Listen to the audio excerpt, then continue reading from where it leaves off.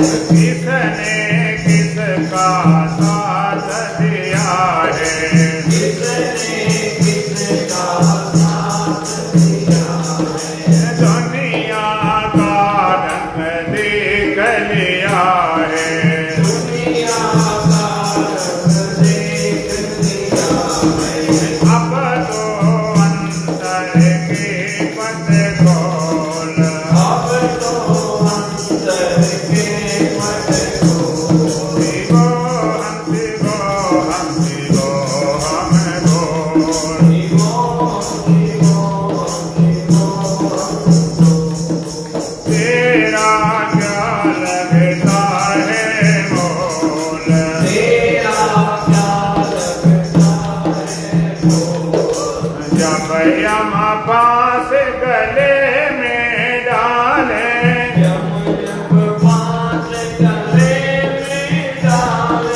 सुत पिता मातो न कोई उबारे,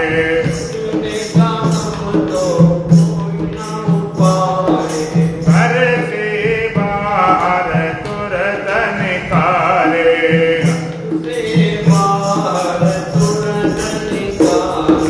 हरे के नगन तेरो तन जारे,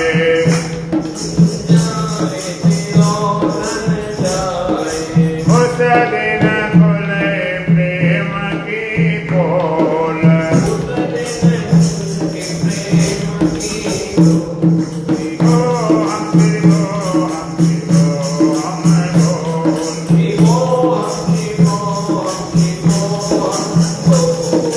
तेरा क्या लगता है बोल,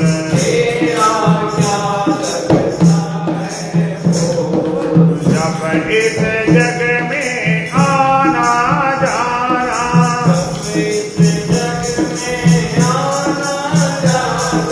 सबको ज्ञान धर्म सिखलाना,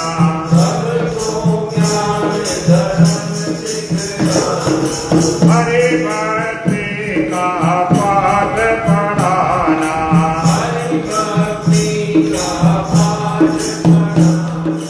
हरदम सद्गुरु के गुण गाना,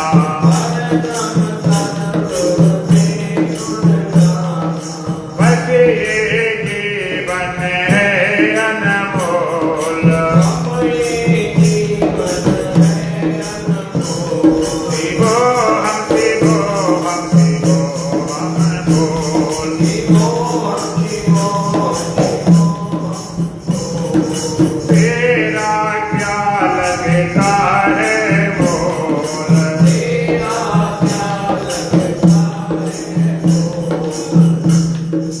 दो बत्ती बता दे यहाँ से, दो बत्ती गले में लगती है तो पीछे रख दे, तो पीछे क्या बुझा दे तो बुझा दे उसको।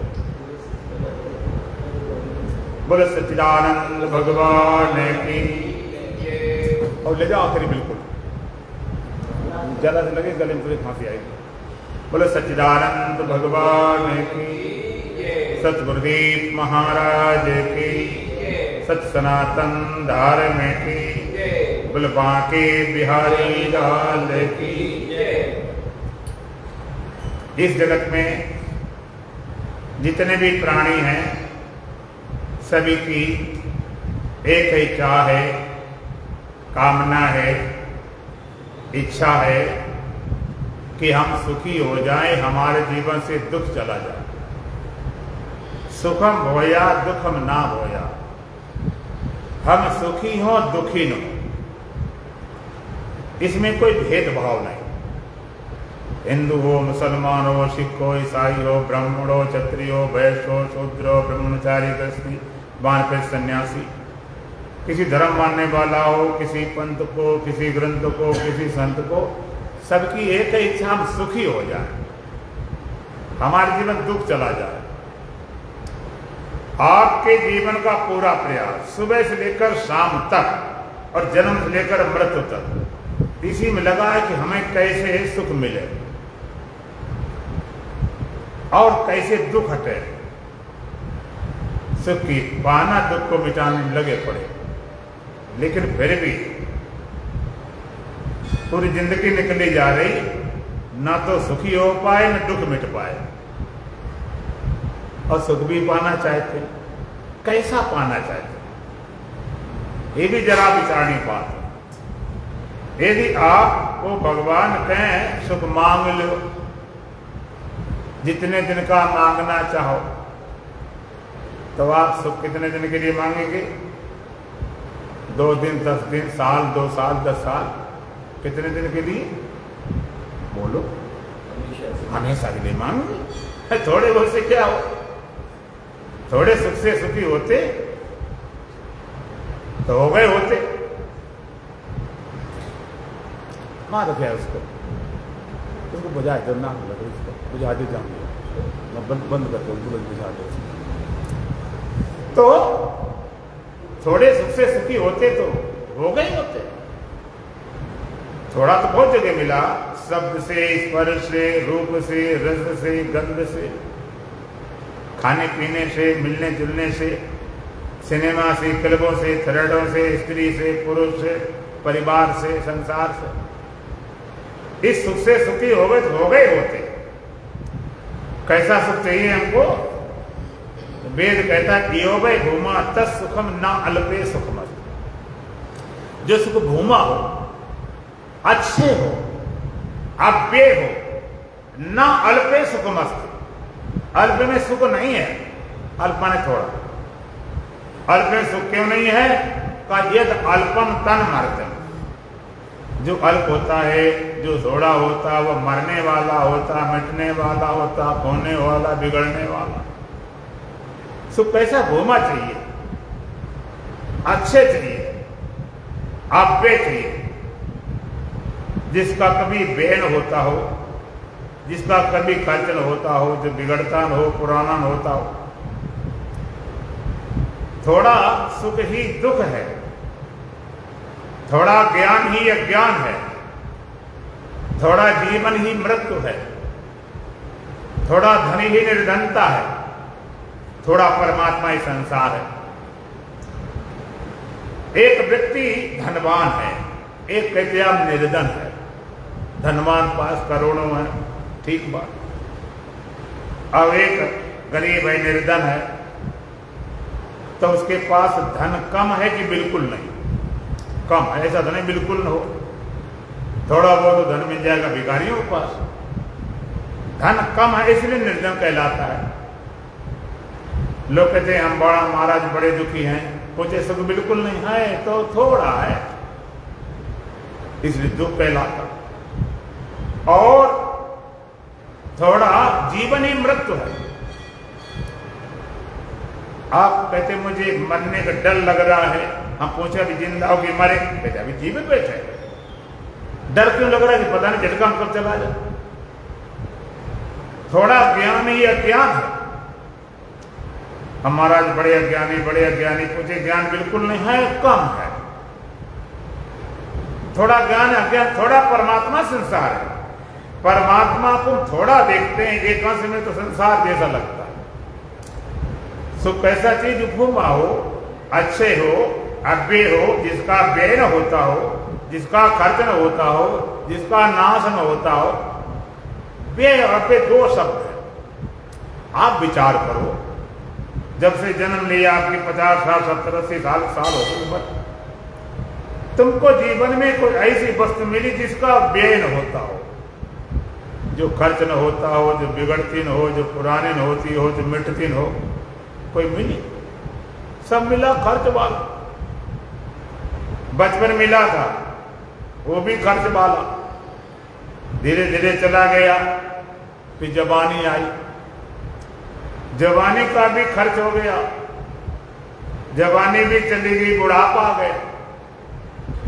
बचपन बीता, जवानी भी जाए, बुढ़ापे का होगा असर। धीरे धीरे चली जा रही है उम्र, धीरे धीरे। बुढ़ापा था, बूढ़े थे, कोई बात नहीं, बूढ़े बने रहते। उसका खर्च हो गया तो मौत आ गई। अच्छा मौत आई, कोई बात नहीं, मरे बने रहे। अगर मरे बने रहे, झंझट खत्म। आप कल्पना करो, अगर जन्म ना हो तो खत्म। फिर कौन नरक स्वर्ग भोगेगा, कौन स्वर्ग भोगेगा, कौन संसार, झंझट खत्म हो जाए। लेकिन मृत्यु खर्च हो, फिर जन्म हो गया। यहां सब व्यय वाला मिला। हम चाहते अव्यय। सुख कैसा? अव्यय हो, नित्य हो, स्थायी हो, परमानेंट हो, सदा रहने वाला। अव्यय सुख। तुमको जो सुख मिलता है, जिनके माध्यम से, वो सब व्यय वाली हैं, वो सब अनित्य हैं, क्षणभंगुर हैं, टेम्परेरी हैं। जिस संसार के माध्यम से, जिन पदार्थों के माध्यम से, जिन विषयों के माध्यम से, जिन इंद्रियों के माध्यम से, जिस शरीर के माध्यम से आप सुख पाना चाहते हो, शरीर नित्य नहीं है, इंद्रियां नित्य नहीं है, विषय नित्य नहीं है, पदार्थ नित्य नहीं है, तो इसे मिलने वाला सुख नित्य कैसे हो जाएगा? जब कारण ही अनित्य है तो कार्य नित्य कैसे हो जाएगा? न संसार नित्य, न पदार्थ नित्य, न विषय नित्य, न इंद्रियां नित्य, न शरीर नित्य। इनसे मिलने वाला सुख अनित्य होगा। कोया पेड़ बमूल का फिर आम कहां से खाए? कोई बमूल के बीज लगाता हो और कल्पना करे कि बढ़िया बढ़िया पीले पीले लाल लाल आम लग जाए। जब बीज पेड़ बमूल का है तो उसमें भालू का कांटे लगेंगे और क्या लगने वाले? तो कारण ही अनित्य है तो कार्य कैसे नित्य हो जाएगा? संसार के माध्यम से, शरीर के माध्यम से, विषयों के माध्यम से, पदार्थों के माध्यम से हम सुख चाहते हैं, ये खुद अनित्य है। मिलने वाला सुख अनित्य होता है। सच्ची बात है, विषयों से मिलने वाला सुख है ही नहीं, केवल लग रहा है। झूठे सुख को सुख कहें, मानत है मन मोल, और खलक चले ना काल को, कश मुख में कश बोल। इनमें लग रहा है ही नहीं। विषयों में सुख भास रहा है नहीं, केवल लग रहा है। विषयों में सुख नहीं, कैसे कि विषयों में सुख नहीं और आत्मा में दुख नहीं। जैसे शीशे में मुख नहीं, शीशे में मुख होता है कि दिखाई पड़ता? दिखाई पड़ता। अगर होता हो तो तुम चले आए, अब घर में चले आए तो क्या मुख को शीशे में भी रखा होगा? क्या नहीं, दिखता है खाली है, थोड़े नहीं घर में रखा है, यहां आ जाए। विषयों में सुख लगता है नहीं। जैसे शीशे में मुख लगता है नहीं, इसी तरह विषयों में सुख लगता है नहीं, इसी तरह से आत्मा में दुख लगता है नहीं। खाली लग रहा है, प्रतीत हो रहा है, भास रहा है नहीं, केवल मालूम पड़ रहा, लग रहा है। ये लगना, प्रतीत होना, भासना बड़ी विचित्र बात। ये लग रहा, बहुत चीजें लगा करती। इसको थोड़ा इधर रख लो, इसको डंडा इधर रख लो, इस डंडा को इधर रख लो, इस साइड में इधर रख लो, साइड में। ये बात बहुत चीजें लगा करती है। लगता है कि आकाश पेड़ रखा हुआ, और कितने दौड़ो, हवाई जहाज लेकर दौड़ो, लेकिन कहीं भी रखा नहीं मिलेगा। लगेगा और आगे और आगे। ना तो रखा मिलता ना लगना बंद होता। बीमारी ये है, रखा मिल जाए दौड़ बंद हो जाए, भाई दौड़ रहे, रखा नहीं, बात खत्म। या पता चल जाए। इसी तरह से या तो विषय में सुख मिल ही जाए तो दौड़ तुम्हारी बंद हो जाएगी। हम सुख के लिए दौड़ रहे, मिल गए, बात खत्म। या फिर पता चल जाए इनमें सुख नहीं है तो दौड़ना बंद हो जाए। ये लग रहा है, प्रतीत हो रहा है, भास रहा है। आप कहोगे भगवान ने विषय में तुम लगाए क्यों दिया? क्या भगवान चाहता है जीव को फंसाना चाहता है? और एक एक विषय नहीं, 5 विषय लगे। एक एक विषय कारण जीव क्या दशा होती है? मनुष्य जीवन 5 विषय लगे। जो मोक्ष है तो चाहता विषम विषय तजता तले, और जब समा संतोष समदम पी सुधा दिन रात रे। संसार जलती आग है, इस आग से झट भाग रे, अशांत शीतल देश में हो जा अजर हो जा। पृथ्वी नहीं, जल भी नहीं, नहीं अग्नि तू नहीं है पवन, आकाश भी तू है नहीं तो नित्य है चैतन्य घन। इन 5 का साक्षी सदा निर्लेप है तू सर्व पर, निज रूप को पहचान कर हो जा अजर हो जा। अजरता अमरता चाहती अपने स्वरूप पहचान के, और अपने स्वरूप पहचानना हो तो विषयों को भी सदृश त्याग दो। विषय अमृत जैसे लगते, एक एक विषय कण एक जीव का दशा होता। देखो सब बैलिया जंगल में मधुर मधुर बांसुरी बजाता है और हिरण मोहित हो जाता, कितनी अच्छी धुन आ रही, इतना मस्त हो जाता, आंख बंद करके मोहित हो गया। बैलिया बाण मार देता, मारा जाता, बीन जाता है, जीवन गया। स्पर्श का हाथी पड़ने वाले जंगल में एक बहुत गहरा गड्ढा खोदा, उसको कागज लकड़ी की पाट देते हैं, फिर कागज लकड़ी की सुंदर हथनी बनाए खड़ी कर दी। और हाथी रात में आता है, विषयी होता है, दौड़ता हथनी के लिए, वो तो मिलती नहीं, गड्ढे में गिर जाता, बहुत दिन भूखा प्यासा रहता। फिर निकाला जाता किरण लगा के, और भी जिंदगी भर गुलाम बन जाता, अंक संग चोट खाता, मार खाता, लादता जिंदगी भर। एक विषय स्पर्श का रूप कारण पतंगे बरसात में देखो दीपक जलता हो सारे दौड़ते हैं गांव में। पतंगों ने दीपक से जल के कहा है जुदाई न होगी गंवारा कभी भी, जल के बस हो जाते एक रूप के कारण। और रस के कारण मछली पकड़ने वाले मछुआरे एक कांटा होता, कांटा में आटा लगा देते और फांस देते मछली खाना चाहती आटा को, लेकिन फंस जाता है कांटा, उसे पता ना उसके भीतर कांटा है। रस के कारण मछली मारी जाती। और गंध कारण भौरा कमल फूल बैठता है, सुगंधी पराग लेता है, उसका नियम होता है कि शाम बंद हो जाए तो सुबह खिल जाता। तो सोचता ठीक है मस्ती रहो, अब सुबह खिले तो निकलेंगे। भौरा बांस को काट सकता, फूल उसके लिए क्या। देख कोमलता में मधुरता में इतना मौज हो जाता है, सुबह निकलेंगे, सुबह होने से पहले हाथी आता है और तोड़ मरोड़ सारे कमल खा जाता है, साथ में भौरा हाथी दांत और पिसा चला जाता है। एक एक विषय कारण एक की दशा होती है, तो मनुष्य की दशा क्या होगी। जब तक विषयों से छुटकारा नहीं पाते हैं तब तक हम परमात्मा से दूर रहते हैं। इन विषयों के सुख से, ये विषय सुख, भगवान कहते विषय सुख भोग काल में अमृत जैसा लगता, परिणाम जहर जैसा। एदग्रे अमृतोपम, भोग में तो बड़ा अमृत जैसा लगता, लेकिन परिणाम जहर के सदृश होता। आप कहोगे भगवान ने सुख लगाए क्यों? ये सुख इन विषयों में क्यों लगा दिया? हर विषय में सुख है, भगवान ने इसलिए लगा दिया है कि अगर इनमें सुख नहीं मिलेगा तो संसार चलेगा नहीं। आप खाते हो, खाने में बड़ा मजा आता, खाने में सुख नहीं मिलता होता तो घर वाले रोटी बनाए रखते, हाँ तुम कहते हो खा लेंगे क्या, खिड़की होती रखने की, वहां रख दी जाती, खत्म बात। अब स्वाद पान भागे दौड़ते, खाने मजा आता, ये खाओ वो खाओ। खाने के स्वाद में पता नहीं लोग क्या क्या खा गए, जितनी दुनिया चीजें सब खा गए, अंडा मुर्गा वगैरह पता नहीं क्या क्या खा के चले गए सब। इतने विषय, वहां पर जरा ठीक ढंग से विचार किया जाए। हर विषय में सुख न लगता तो आप कैसे लग जाते? खाने में सुख लगता, स्पर्श में, इस पर रगड़ रगड़ की जिंदगी खराब करती, सारे जीवन की ऊर्जा खत्म करती, हाथ मुझे लगा।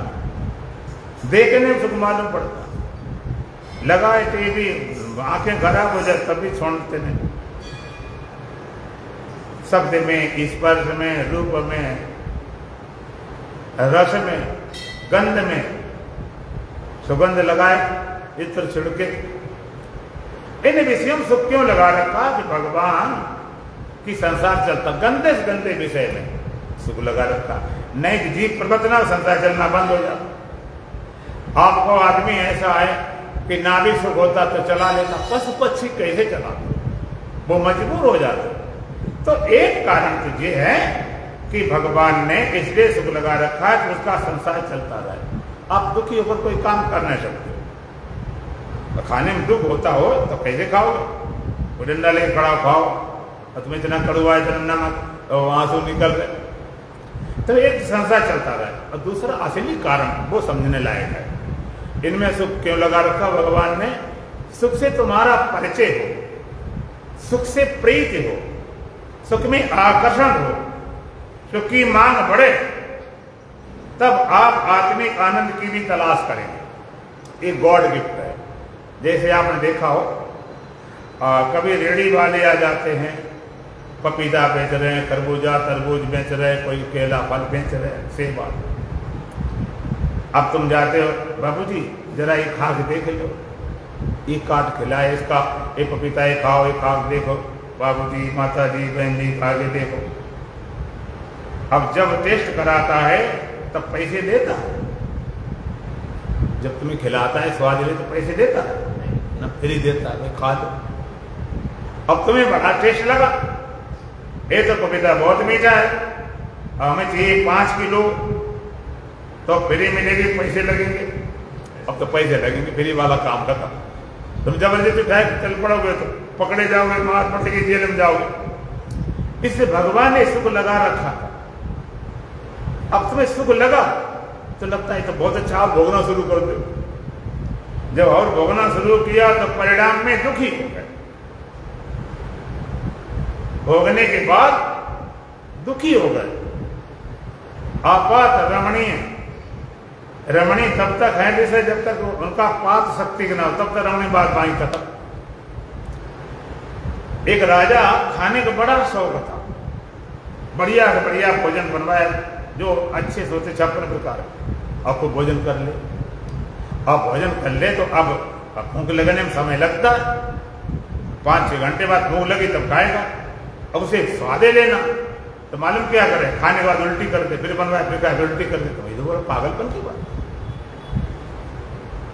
तो विषय में सुख मिलता, सुख लगा दिया, लेकिन भोगना शुरू किया तो परिणाम में दुखी होते। कोई भी विषय भोगने वाला आज ये नहीं कह सकता कि हम तृप्त हो गए। खाते पीते अनेकों जन्म हो गए, भोग विषयों के अब तक न पूरे हुए। सदियों से जी भटकता है, चैन इसने पाया, कई बार मरा जी जी कर, पर जीना इसे नाया, मरना इसे नाया, कर हिलना भराया। ये लगा रखा था कि सुख से परिचय हो, सुख से प्रीत हो, और सुख से प्रीत हुई, परिचय हुआ। जब मांग बढ़ गई तो भोगना शुरू किया, तो भोगना शुरू किया तो परिणाम में दुखी हो गए। फिर भोगी योगी हो जाता, भोग योग में बदल जाता। मांग तो बढ़ गई, इन विषयों में पूरी होती नहीं, तब चलता संतों के पास जाता है, गुरुओं के पास जाता है, मंदिरों में जाता है, गुरुद्वारों में जाता है। कैसे सुख मिले कि ये तो देख लिया सब। एक बात और याद रखना, संसार के सुख जिसने पूरे नहीं भोगे, कोई कमी रह गई, मान लीजिए उसकी शादी नहीं हुई, या शादी हुई तो बच्चा नहीं हुआ, और कुछ कमी नहीं, उसे लगता कि ये भर हो जाए बस हमारा काम पूरा। लेकिन जिसने सब देख लिया, अच्छे सच्चा घर है, अच्छी अच्छी पत्नी और पति है, अच्छा परिवार है, धन भी खूब है, तब उसे लगता कुछ हाथ लगा नहीं। इस ना होने पर सच्चा वैराग्य तभी होता। इसलिए वेद क्या कहता है, परीक्ष लोकान करम चितान ब्राह्मणो निर्वेद माया नास कृता कृतेन तद विज्ञानार्थम स गुरुमेवा विगच्छेत समित पाणिये श्रोत्रियम ब्रह्मनिष्ठम।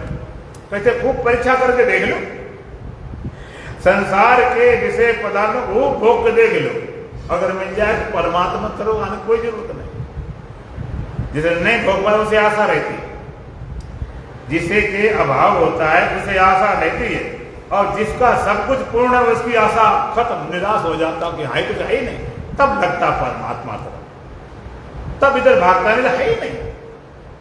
जो छोड़ के भागेगा लौटेगा, जिसने देख लिया कुछ सार नहीं, तब भागता। भगवान ने कहा ए संस्पर्श जाभोगा दुख एनव एवते आदिवंत कौन्तेय नाथेषु रमते बुधा। ए संस्पर्श जाभोगे दुख एनव एवते अदंतवंतो कौन्तेय नाथेषु रमते बुधा। भगवान का संस्पर्श मिलने वाला हो, ये संस्पर्श जाभोगा। संस्पर्श माने इंद्रियों और विषयों के संयोग से, संसार और शरीर के संयोग से, इंद्रियों के संयोग से सुख मिलता है। संस्पर्श वाला ये सारा दुख रूप है। आप लोग संसार दुख भोगते भोगते तो मर गए, अब जरा सुख मिलने वो भी दुख रूप, कहां मरे जाता, ये दुख रूप क्यों है? भगवान कहते आद्यंत बंतो कौन्तेय नाथेषु रमते बुधा। ये आद्यंत वाला, आज माने शुरुआत होती है, अंत माने मिल जाता। नाथेषु रमते बुधा, बुद्धिमान विवेकी लोग रमण नहीं करते, और मूर्ख अज्ञानी नासमझ बच्चे जैसे रमण करते, उस फंस जाते, बच्चे फंस जाते जैसे इसमें अटक जाते हैं।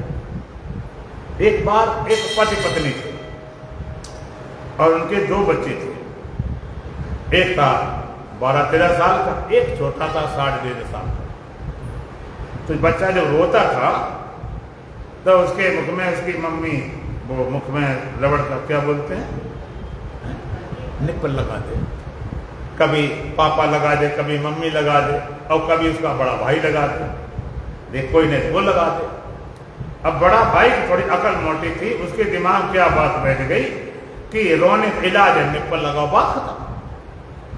भाई रोता है, मुख में निप्पल लगा दिए, उसे लगता है रोने के लिए इलाज है निप्पल लगाना। एक बार क्या हुआ, मम्मी पापा हो गई लड़ाई।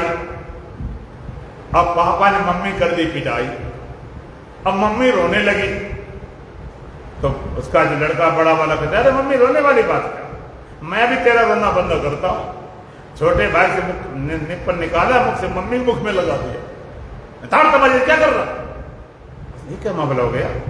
छोटा भाई रोना बंद कर दे, मम्मी रोना क्यों नहीं बंद हुआ। अब उसके थप्पड़े वो भी रो रहा था, उसने अपने मुख में लगाया तो उसका रोना बंद नहीं हो। तब उसे समझ में आई, नातेसु रमते बुधा, ये नासमझ बच्चों के लिए, बड़ों के लिए नहीं, संसार सुख सारा निप्पल वाला है। नातेसु रमते बुधा, साधक ज्ञानी भक्त इसमें रमा नहीं करते, मूर्ख इसमें फंस जाते, इसमें अटक जाते। एक बार जंगल में एक आदमी भटक गया तो हाथी पीछे पड़ गया। अब हाथी के डर से भागा। अब हाथी जिद्दी होता, अगर तुम्हें देख ले तो छोड़ता नहीं पीछा। भागे भाग भागे भाग, कुछ समझ में आवे क्या करें। एक कुआं दिखाई पड़ा तो सोचो चलो क्या करें, हाथी से कुएं में गिरे कुछ तो होगा, कुएं में गिरेंगे तो टूट पड़ जाएंगे, मरेंगे तो नहीं, हाथी तो मारे देगा।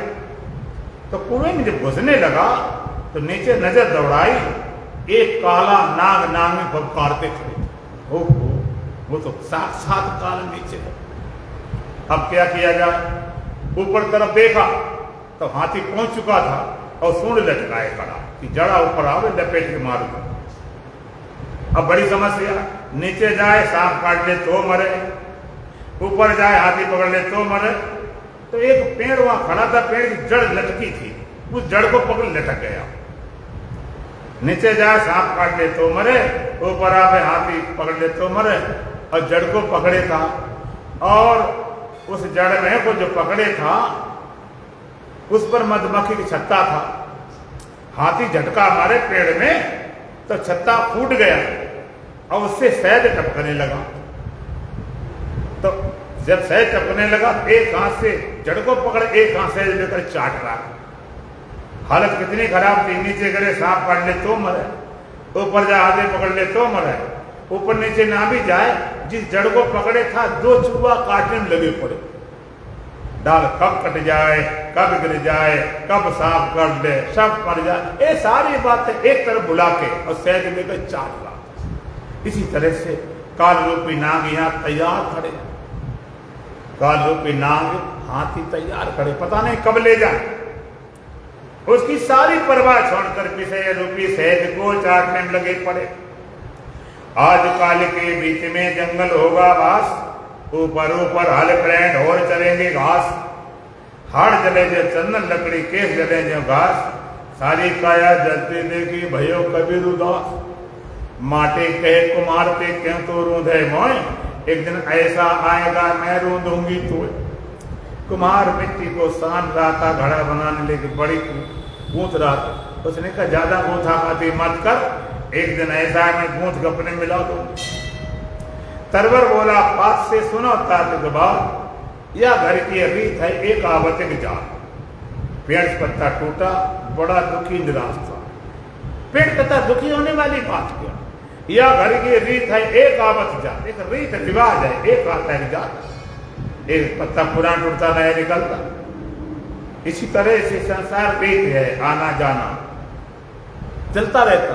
तन की चादर पुरानी हुई बाबरे, अब नया रंग चढ़ाने से क्या फायदा। तन की चादर पुरानी हुई बाबरे, अब नया रंग चढ़ाने से क्या फायदा। तन की चादर पुरानी हुई बाबरे, अब नया रंग चढ़ाने से क्या फायदा। घर गृहस्थी में ईश्वर भजन ना करे, योगी होकर के भोगों का चिंतन करे, मन से माया का पर्दा हटा ही नहीं, रोज माला घुमाने से क्या फायदा। तन की चादर पुरानी हुई बाबरे, अब नया रंग चढ़ाने से क्या फायदा। भारत दुनिया के जिसके सहारे चले, उसके आगे किसी की भी बस ना चले। आना जाना ये दुनिया का दस्तूर है। मोह ममता बढ़ाने से क्या फायदा? ये दस्तूर है, रिवाज है, रीत है। माटी अब देख लो, माली आपत देख कर कलियां करें पुकार, फूली फूली चुन लें काल हमारी बात। माली आता है बाग में, फूल चुन लेता है, कलियां देखते कि कल हम भी फूल जाएंगे, मेरा नंबर लगने वाला। काल रूपी माली आता है, फूले फूले बूढ़े बूढ़े उठा ले जाते, कलियां जवान देख रहे, कल मेरा नंबर आने वाला। इसमें फंसे पड़े, इन विषयों में इतने आसक्त, सारी चीजें भुला देते हैं, इतना नीचे गिर जाते हैं, इतना पतित हो जाते हैं। अब थोड़ा विचारणीय बात है, सभी लोग विषय सुख की निंदा करते हैं, आत्मिक आनंद प्रशंसा करते हैं। आखिर विषय सुख हम क्यों छोड़ें? आत्मिक आनंद तरस क्यों करें? अरे हमें सोना चांदी नहीं मिला तो ईंटें तो अपने रखें, ईंट पत्थर क्यों छोड़ दें? इसमें भेद क्या? ये जरा भेद समझने लायक है। विषय सुख में और आत्मिक आनंद में फर्क क्या है? हम इसका क्यों त्याग करें, उसकी खोज क्यों करें? इसके 4 परिणाम है। पहला परिणाम क्या है? विषय सुख जो मिलता है उसमें पराधीनता होती है और आत्मिक आनंद में स्वतंत्रता स्वाधीनता होती है। और पराधीन सपने सुख नहीं, दूसरे से माध्यम सुख मिलता हो तो पराधीनता है। जैसे मान लीजिए आपको फिल्म देखनी है तो सिनेमा हॉल जाओ, पैसे खर्च करो, रास्ते खर्च होगा, वहां टिकट खरीदो, खर्च हो, खाओ पियो खर्च होगा, उसके गुलाम हो। सिनेमा हॉल के, पिक्चर हॉल के वहां देखने जाओगे, वो ना देखोगे तो अपने घर में टीवी VCR रखा उसमें देखा, तो उस पदार्थ गुलाम। और फिल्म देख रहे थे अब बिजली चली अचानक, इन्वर्टर जनरेटर मामला ठप, तो बिजली गुलाम। तीसरी बात, आंख खराब हो गई, आई फ्लू हो गया, अब टीवी रखी खूब लगी हुई, सब कुछ पड़ा हुआ, आंखें नहीं काम करे तो क्या करें? उस पदार्थ गुलाम हो, बिजली गुलाम, आंख गुलाम, 3 चीजें। और जिसने अपने हृदय में छिपे हुए परमात्मा को आत्मा को जगाया है, हृदय छिपे परमात्मा को जगाया है। आप जरा विचार करो, आप कभी साधना में बैठो, ध्यान बैठो, तो वहां तो टीवी VCR लगी रहे, ठीक। साधना बैठने जाते हो तो कमरा कैसा चाहिए? हाँ कि भाई चप्पल जूता किस हटा रहा है, सामने रखे उनको हटा दो, किसके सामने। कमरा कैसा चाहिए साधना के लिए? कहते खाली। आजकल जितने बड़े लोगों के जो ड्राइंग रूम होते हैं ना, उनमें निकलना मुश्किल, ऐसे सोफा कांच के लगे होते हैं, जरा चुक जाओ तो गिर ही जाओ, ऐसा लगता बैठने तक की कोई जगह ही नहीं खाली, इतना सजावट सजावट लगाओ। तो साधना के लिए कमरा चाहिए, कैसे चाहिए? खाली, उसकी कोई जरूरत नहीं है, बिल्कुल खाली, कुछ भी नहीं चाहिए। और रूम का मतलब होता है जो खाली स्थान हो। अच्छा एक बात बताओ, तुम्हारी कितनी बड़ी कोठी हो, बहुत महंगी बनी है, ऐसी दीवारें बनाई हैं, बहुत मोटी बड़ी मजबूत बढ़िया टाइप सब कुछ लगाए, तो आप मकान में रहते हो कि खाली वाले स्थान में रहते हो? जो मोटी मोटी दीवारें बनाई हैं, इतना खर्चा करके उन दीवारों में रहते हो, खाली वाले। अच्छा खाली जगह हो, सारी दीवारें कर दो, फिर क्या करो? दीवारों में रहोगे। कीमत तो खाली जगह की है, कीमत तो सोने की है। ध्यान में बैठे तो बिल्कुल कुछ ही जरूरत नहीं, बिल्कुल खाली एक बार। और साधना में बैठोगे तो लाइट जला के बैठते हो कि बंद करके? लाइट जला करते हो बंद करके? बंद करके, जरूरत नहीं, लाइट बंद करो, बिल्कुल खाली रूम, और किसी रोशनी जरूरत नहीं, लाइट बंद करो। और आंखें खोल करते हो कि बंद करके? बोलो, बंद करके। उल्टी राह चलते हैं दीवान गाने जिस करते हैं बंद आंखें दीदार के लिए। वहां तो फिल्म देखे रहो, आंखें फाड़े निकल जाए, यहाँ जरूरत है नहीं। आंखों ना पदार्थ चाहिए, ना टीवी चाहिए, ना लाइट चाहिए, ना आंख चाहिए। स्वतंत्रता, याद है तो आबाद है, भूला है तो बर्बाद है। ध्यान के लिए पूरा जिस देश में जिस काल जब चाहो याद करो। एक बात, दूसरी बात, विषय सुख भोगने से कामना बढ़ती है और आत्मिक आनंद में कामना मरती है। अब जब जितनी कामना बढ़ेगी उतने आप दुखी हो जाएंगे, और कामना मर जाए तो शांति शांति। बुझे न कभौ काम अग्नि को विषय भोग भोगीते। आग में घी डालने से बुझती नहीं और तेजी पकड़ती। बुझे न कभौ काम अग्नि को विषय भोग भोगीते। इसी तरह विषयों को भोगने से मिटते नहीं और बढ़ते हैं। जब प्रतिलाभ लोभ अधिक, जितना भोगते जाते हैं कामना और बढ़ती चली जाती है। अब जरा विचार करो, कई लोगों को थोड़ी भ्रांति रहती है। कई लोग क्या सोचते हैं कि अभी बचपन है, ज्यादा कामनाएं हैं, जवानी में ज्यादा कामनाएं हैं और बाद में तो खत्म हो जाएंगे। तो जितना विषय भोगते कामना बढ़ती है और जितना आत्मिक आनंद मिलेगा कामना मरती है। आप एक बात पक्की समझ लें, तुम्हारे कोई गुरु हो, कोई मंत्र हो, कोई इष्ट हो, कोई साधना की विधि हो, लेकिन जब तक ध्यान में रस नहीं प्रकट होगा मन कभी नहीं ठहर सकता। तुम शंकराचार्य की बाप लेकर आ जाओ, मन बिना सुख के ठहरेगा नहीं। क्योंकि अभी तक इन्हें विषयों में सुख पाया इसलिए वो भागता रहता। अगर तो उधर भाग रहा, भाग क्यों रहा, उसको वहीं का अभ्यास है। साधना जब तक रस नहीं प्रकट होगा मन कभी नहीं ठहर सकता, और जब रस प्रकट हो जाता है तो बाहर भागना बंद कर देता है। बाहर क्यों भागेगा? तो जितना भोगेंगे उतनी कामना बढ़ती है, और जितना आनंद मिलेगा अंदर से कामना मर जाएगी। जो भाग रहा सुख के अंदर ही मिल रहा। तुम्हें लगता है कि सुख है इसलिए मन भाग रहा, लेकिन ऐसा नहीं। वास्तव में मन ठहरने में सुख है, विषय सुख नहीं। मन ठहर जाए तो ताई सुख खड़ा हो जाए। विषय माध्यम से मन ठहरता तो विषयानंद कहलाता है। वासना के माध्यम मन ठहरता है, वासनानंद कहलाता है। और विषय वासना दोनों को छोड़कर मन आत्मा ठहरता तो आत्मानंद कहलाता है। तो वहां पर कामना बढ़ती है और आत्मिक कामना मरती। जहां कामना मर जाए शांति शांति। और अंतिम तीसरा परिणाम क्या है कि विषय सुख हमको श्रम से मिलता है और आत्मिक आनंद विश्राम मिलता है। कोई सुख मिलता श्रम के द्वारा। मान लीजिए तुम्हें फिल्म देखनी है और तुम्हारे मन की फिल्म लगा दी जाए जो तुम पसंद करते हो, अब एक पैसा दिया जाए फ्री, देखो बढ़िया बढ़िया फिल्म लगा दी, एक देखो, दो देखो, तीन देखो।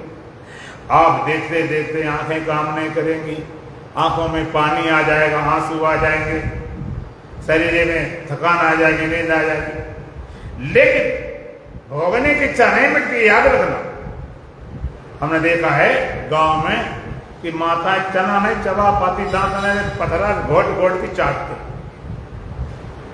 ऐसा सोचना कि जितना वहां पर हम सोचने की इतनी वहां श्रम करना पड़ता, श्रम आता, श्रम से होता। आंखें देख नहीं, थकान आती, असमर्थ हो जाती। देखो कोई विषय भोगेंगे शक्ति घटती है, असमर्थ हो जाती है, थकान आती है, लेकिन कामना बढ़ती है। समस्या है कामना बढ़ती चली जाती है। अब एक बहुत में राज की बात बताया, रहस्य की बात, इसको कभी आप विचार नहीं किया होगा।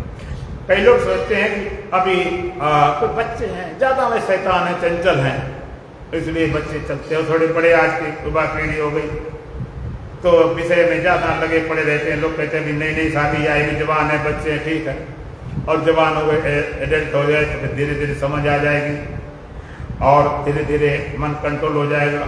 और यहाँ तक लोगों को सोच होती है कि बुढ़ापे में सब अपने आप ठीक हो जाएगा। ये वासनाएं कामनाएं है ना, अपने आप बढ़ जाएंगी। धोखे मत रहना, इस धोखे मत रहना कि बुढ़ापे कामनाएं मिट जाएंगी। कामनाएं मिटने समस्या और खड़ी हो जाती। जवानी में दोनों काम होते हैं, आप भोग भी सकते हो और योग करके रोक भी सकते हो। और बुढ़ापे में दोनों बातें नहीं, भोग तो सकते नहीं, क्षमता रही नहीं शरीर की, और कामना अंदर मन में है और रोक भी नहीं सकते। सबसे दिक्कत क्या होती है कि भोगने की इच्छा है, विषय होने पर भोग तो सकते नहीं, क्षमता नहीं। और रोकने की भी क्षमता नहीं, फिर खाली दुखी होकर रह जाओगे। कुछ उस लायक उस समय कुछ नहीं कर पाओगे। जो कुछ करना है अभी करो। कर जवानी में इबादत कायदे अच्छी नहीं, अगर बुढ़ापा आ गया तो बात कुछ बनती नहीं। तो विषय सुख में कामना और शक्ति घटती है, आत्मिक आनंद में मरती है।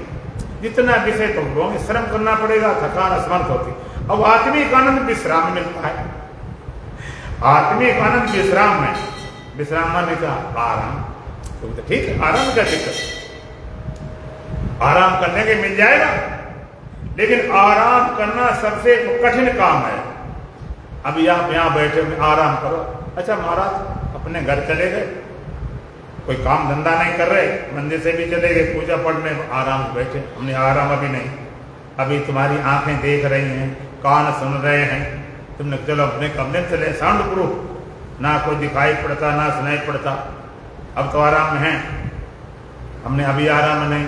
अच्छा तुमने कहा बैठे लेट जाते, अब आराम है, अब भी आराम नहीं। सब करना छोड़ दिया, बैठ गए, लेट गए, अब देखना सुनना बंद कर दिया। लेट तो मन ने अपना काम शुरू कर दिया।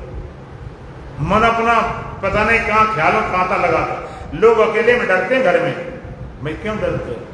कि मन पता नहीं क्या खड़ा कर दे। मन ही देवी देवता, मन ही भूत पिशाच, पता नहीं कौन कौन चीज खड़ी करते। विश्राम पूरा नहीं, पायो महाविश्राम। विश्राम किसे बोलते हैं? कि शरीर करना बंद कर दे, इंद्रियां करना बंद कर दे, मन करना बंद कर दे, बुद्धि करना बंद कर दे, अहंकार करना बंद कर दे। टोटल रेस्ट, पूर्ण विश्राम। जब सब करना छूट जाए। और दो बातें और हैं, तुम्हारे शरीर में दो सृष्टि, एक जीव सृष्टि, एक ई सृष्टि। एक ईश्वर का नियम और कुछ तुम्हारे पास अपने नियम चलाने की क्षमता। जिससे गाड़ी होती है, गाड़ी होती है तो दो नियम चलते हैं। एक तो कंपनी के अनुसार चलती है और दूसरा ड्राइवर के हाथ में कुछ होता है। कंपनी ने बनाई कि भाई इसमें इसको दबाने से ब्रेक लगेगी, इसको दबाने एक्सीलेटर बढ़ेगा, इसको दबाने से गियर बदलेगा। उनके नियम को फॉलो करके ही आप गाड़ी चला नहीं सकते।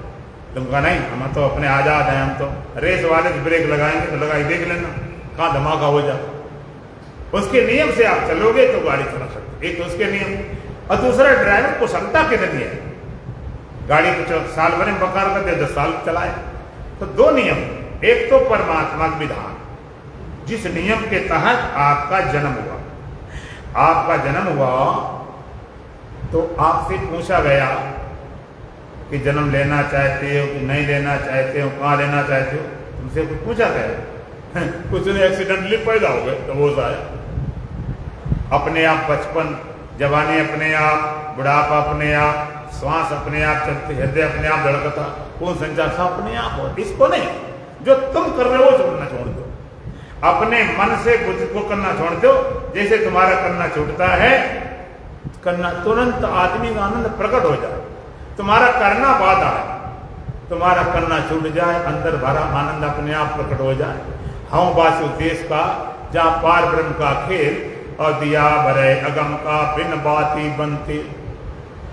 एक दीपक ज्योति कैसी है? तेलबत्ती वाली, कि भाई सकोरा है, तेल पड़ा हुआ है, बत्ती पड़ी हुई है, तो ज्योति जल रही, ज्योति जल रही।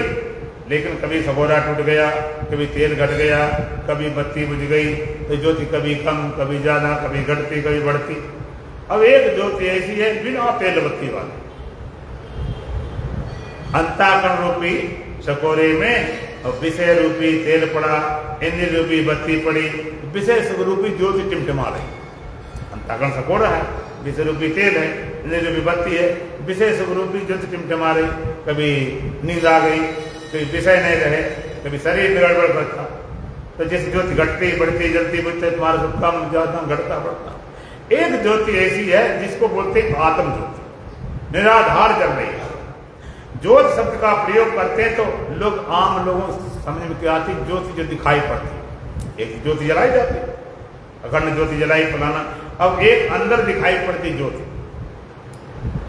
कई लोग ज्योति दिखाते हैं, ये दिव्य ज्योति है, डिवाइन लाइट वाले एक संप्रदाय, ये दिव्य ज्योति, ध्यान में ज्योति दिखाई पड़ती, ये भगवान है। ये परमात्मा है, लेकिन उस ज्योति की बात हम नहीं करते। एक बार फिरोजाबाद में माता आई कि महाराज भगवान दर्शन होते थे, अब नहीं हो रहे, आप दर्शन करा सकते। कैसे हो रहे? कि ध्यान बैठते तो डिवाइन लाइट दिव्य ज्योति आ जाती, अब नहीं आई। हमने माता जी ला तो हम एक ही दिन में देंगे, दूसरे दिन जरूरत नहीं पड़ेगी, लेकिन वो रुकेगी नहीं, न तुम्हारे गुरु रोक पाए न रोक पाए, क्यों सत्य है नहीं। जो ज्योति दिखाई पड़ती है, अब जरा थोड़ा सा गहराई विचार करें। ज्योति दिखाई पड़ी, गुरु दिखाई पड़े, भगवान दिखाई पड़े, कुछ भी दिखाई पड़ा, जो ज्योति दिखाई पड़ती है उस ज्योति को देखने वाला कौन होता है? देखने वाले हम, दिखाई पड़ने वाले ज्योति, ठीक है। और जो दिखाई पड़ता उसको क्या बोलते हैं? वो दृश्य, और देखने वाला दृष्टा। तो दृष्टा सच्चा होता कि दृश्य? देखने वाला सच्चा है कि दिखाई पड़ने वाला? हाँ, दिखाई पड़ने वाले की आज ज्योति आई, कल आई ना आई, देखने वाला एक दृश्य। इस ज्योति बात नहीं करते हैं, हम कहते हैं आत्म ज्योति, चेतन ज्योति, जल रही जलाने नहीं, उस ज्योति का नाम आत्म ज्योति। ऐसी ज्योति का दर्शन का नाम है ज्योति दर्शन। तो जब तक हम विषय में फंसे रहेंगे तब तक आदमी का हम जगा नहीं सकते। एक बार एक सेठ जी थे और पुराना समय था, सोने चांदी के सिक्के होते थे, बड़े धनवान थे। अब सोना चांदी जितना उन्हें तहखाना 10 फुट नीचे खोद रखा था और सोना चांदी के सिक्के थे, उसी में भरते रहते। जब प्रतिलाभ लोभ अधिकारी, जितना लाभ होता उतना लोभ बढ़ता गया, तो जोड़ते रहे जोड़ते रहे जोड़ते रहे। और जब मरने को तो अपने बेटे को बता दें, बेटा जोड़ना शुरू कर दे, वो मरने को तो अपने बेटे को बता दें। ऐसे चलते थे, 7 पीढ़ी हो गई। 7 पीढ़ी में सेठ जी थे, उनके बच्चे 3 थे। सोना चांदी हीरे जवाहरात भरा पड़ा खजाना नीचे, जितना लाभ उतना लोभ। अब जो 3 बच्चे थे वो सेठ और ज्यादा कंजूस, मार कंजूस, न पढ़ाया न लिखाया न बच्चों को कुछ किया। अब समस्या ये थी कि अब बताया किसे जाए, अंतिम समय सेठ का आ गया, किसको बताया जाए, इसे छोटे को बड़े को मजले को, ये विचार करने लगे हमारा धन सुरक्षित रहे, किसको बनाया जाए इसमें उत्तराधिकारी है। विचारे करते करते सेठ जी चल बसे, बताए मौत कह के नहीं आती कि सब कब आएंगे, एक झटके में चल बचा। एक झटके में सेठ जी चले गए, देर नहीं लगी। लोग बड़े बड़े काम के मुहूर्त निकलवाते हैं, भाई मुहूर्त शादी का, ऐसे नहीं, अच्छे मुहूर्त शादी करेंगे, विदेश जाने के लिए मुहूर्त निकलवाते हैं, कोई मकान जमीन खरीदने मुहूर्त निकलवाते हैं, बड़े बड़े कामों का। हमने कहा मरने का मुहूर्त पंडित जी से निकलवा लो। कब निकलता है? कहते उन्हें नहीं निकलता, हमारा क्या निकलेगा? बिना ही मुहूर्त सारा खेल बिगड़ गया। अब बच्चे न पढ़े थे न लिखे थे, न धंधा पान धन का पता ही नहीं था। मरता क्या बेचारे भीख मांगने लगे। भीख मांगते मांगते एक बार एक ज्योतिषी से भेंट हुई। ज्योतिषी का बाल को भीख क्यों मांग रहे? कहते भोजन मांगे भूखों मर जाऊं। ज्योतिषी कहता इतने बड़े धनी हो, इस शहर में इतना धन तुम्हारे पास है, शहर भर में किसी पास, फिर भी भीख मांग रहे। बच्चे कहते कैसी बात करते? ज्योतिषी कहता मैं ज्योतिषी हूं और मेरी नजरें जमीन बड़े धन को देख लेते, तुम्हारे घर में पता है 7 बड़ी धन छिपा हुआ। बच्चे कहते कैसे मिले, क्या करना पड़ेगा? ज्योतिषी कहता तुम करते क्या हो? भीख मांगते हैं, एक कमरा टूटा फूटा है, खा लेते, कुछ बचा खुचा घर में गए खा के सो जाते। ज्योतिषी कहते तुमने दीपक जलाया? ज्योति जलाए के झंझट वाला काम नहीं। ज्योतिषी कहता देखो बच्चों, तुम भीख मांगो मना नहीं करता हूं, लेकिन जिस घर में सोते हो उसमें जरा ज्योति जलाना, प्रकाश करना और खुदाई करना, 10 फुट नीचे रुकना नहीं। बच्चों ने बहस नहीं की, ज्योति के वचनों पर श्रद्धा विश्वास करके अपने घर में दीपक रखा और खुदाई की। खुदाई करते करते करते इतना धन प्राप्त हो, इतना धन मिला, फिर खजाने भरे पड़े, मशीनें क्रेन लगाएंगे तब वो धन निकाला गया। अब वो कंजूस थे नहीं, उन्हें बड़े बड़े महल बनवाए, बड़े सदाव्रत खोल दिए, दान दक्षिणा खोल दिए, सारे शहर में उनका आना हो गया। इसी तरह से तुम भी भिखारी हो, जैसे वो भी भिखारी, तुम भी सुख की भीख मांग रहे हो। शब्द में, स्पर्श में, रूप में, रस में, गंध, थोड़ा सुख मिल जाए, जरा सुख मिलता उसकी लिए जिंदगी बर्बाद करते रहे। ज्ञान की भिखारी थोड़ा दुआ मंत्र चौपाइया या बोलना ज्ञानी बन जाए। अमृत भीख मांगते कि वरदान आशीर्वाद मिल जाए कि हम अमर हो जाए। और संत महापुरुष आत्मवेता ब्रह्मवेता ये सब ज्योतिष रूप में इन्होंने अपने हृदय रूपी घर में परमात्मा आनंद रूपी ज्ञान रूपी अमृत रूपी धन खोजा है। तो जानते इस हृदय में होगा, इसमें होगा, इनमें होगा, सब में होगा। और जैसे बच्चों ने जोशिक वचनों पर श्रद्धा विश्वास करके दीपक करके खुदाई की थी, आप भी आत्मवेता ब्रह्मवेता गुरुजनों के वचनों पर श्रद्धा विश्वास करके अपने हृदय रूपी घर में ज्ञान रूपी दीपक रखकर ध्यान रूपी खुदाई शुरू कर दो। हृदय रूपी घर में ज्ञान रूपी दीपक रखकर ध्यान रूपी खुदाई कर दो। खुदाई करते करते परमात्मा आनंद रूपी ज्ञान रूपी अमृत रूपी धन अपने घर में ही पाओगे। बच्चों धन मिला किसका था? बोलो, उनका अपना था, आपको था, उनके बाप था। तो तुम्हें परमात्मा आनंद ज्ञान अमृत रूपी मिलेगा, किसका होगा? तुम्हारा अपना आपा होगा, किसी और को नहीं। तो बच्चे भिखारी थे धन के अभाव के कारण या धन के न जानने के कारण। बच्चे भिखारी बने थे धन के न होने के कारण कि न जानने के कारण? न जानने का काम तो था कि चाह थोड़ा थे। इसी तरह से आप भी केवल न जानने के कारण भिखारी, सच्चे भिखारी नहीं हो। तुम न जानने के कारण भिखारी बने थे, असली भिखारी नहीं, भिखारी नकली। आजकल भिखारी असली नहीं मिलते हैं। एक बार एक समाज सुधारक थे, एक अंधा भिखारी भीख मांग रहा था, तो उन्होंने जरा उसको टेस्ट किया, तो 10 का सिक्का डाला, सामने ने थोड़ा तेल सा डाला, उसने टटोला ने फट उठाया। ये कैसा अंधा भिखारी, इसको तो इतना साफ नजर टटोलना भी नहीं पड़ा। तो क्या भाई धोखा दे तो समझ, अंधे बने घूम रहे। वो सटपटा गया, डर गया। हाँ बाबूजी मैं तो अंधा नहीं। फिर ऐसा क्यों कर रहा? कहते जो अंधा भिखारी है परमानेंटली वो बैठा गया, पैसे बहुत मिलते हैं तो आधे हम लेंगे आधे वो लेंगे। अच्छा इतनी बड़ी सीट है। तो अच्छा ये बताओ वो अंधा गया जो सचमुच अंधा है? बाबूजी वो आज सिनेमा देखने गया, ये भी नकली अंधा था, वो भी नकली अंधा था। इस तरह तुम भी नकली भिखारी नहीं हो, सच्चे तो सच्चिदानंद स्वरूप ब्रह्म हो। ये सारा भिखारीपन चला जाएगा। एक बार आत्मिक आनंद खोज हो जाए, उसकी खोज भी कल करेंगे, 2 लाइन भजन बोलेंगे। बोलो सच्चिदानंद भगवान की। सतगुरु बड़े उपकारी बताए दे विधि न्यारे।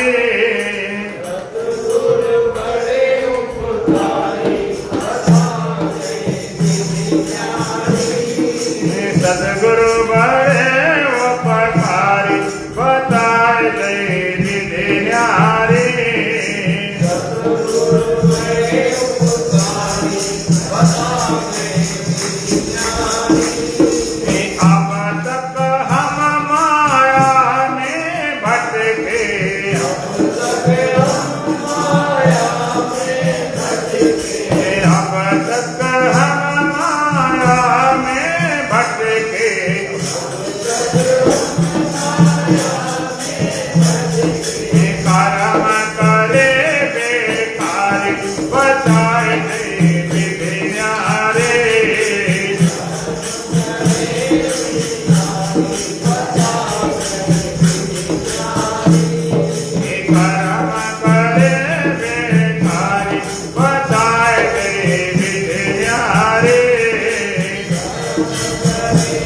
सतगुरु बड़े उपकारी बताए दे विधि न्यारे। सतगुरु बड़े उपकारी बताए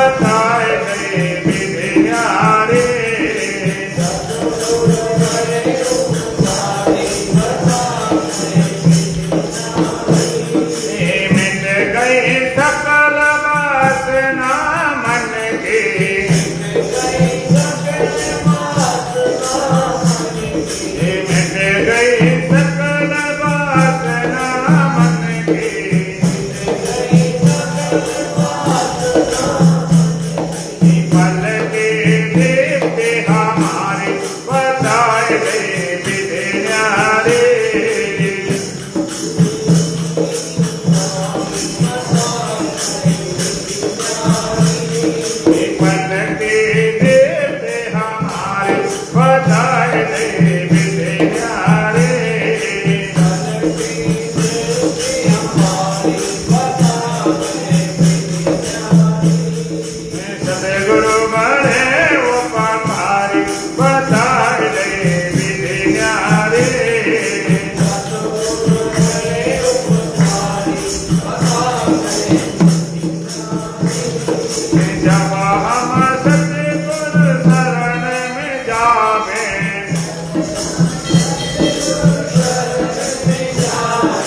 जब हम सतगुरु शरण में जावे,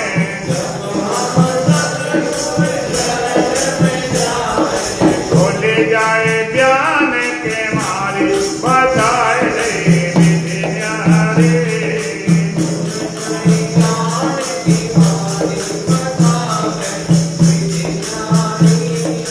खोले जाए ज्ञान के मारे, बताए दे विधियाँ रे।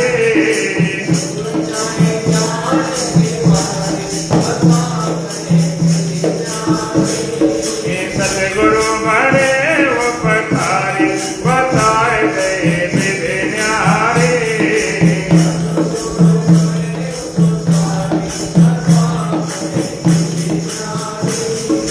नहीं कोई ज्ञानी नहीं अज्ञानी,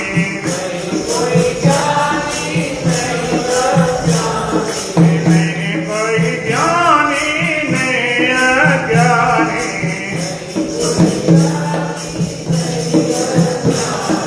सब है ब्रह्म अपारी, बताए दे विधियाँ रे।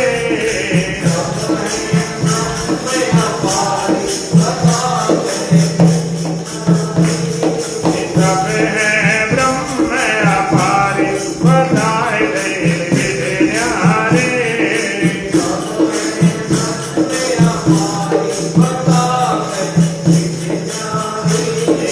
सतगुरु बड़े उपकारी, बताए दे विधियाँ रे।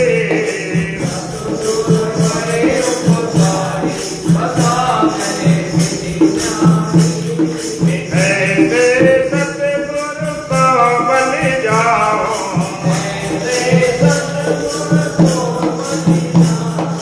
ऐसे सतगुरु को बलि जाओ।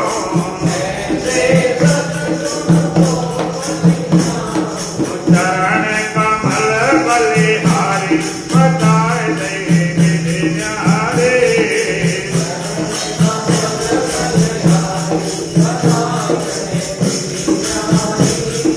चरण कमल बलिहारी, बताए दे विधियाँ रे।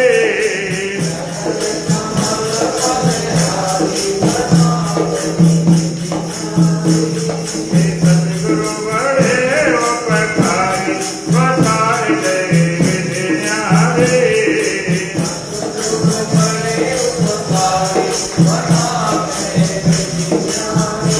ओम पूर्णमदः पूर्णमिदं पूर्णात् पूर्णमुदच्यते, पूर्णस्य पूर्णमादाय पूर्णमेवावशिष्यते। ओम शांति शांति शांति। बोलो सच्चिदानंद भगवान की, सतगुरुदेव महाराज की, सत सनातन धर्म की, बोल बांके बिहारी लाल की, आज के आनंद की। मुनि गणपति महाराज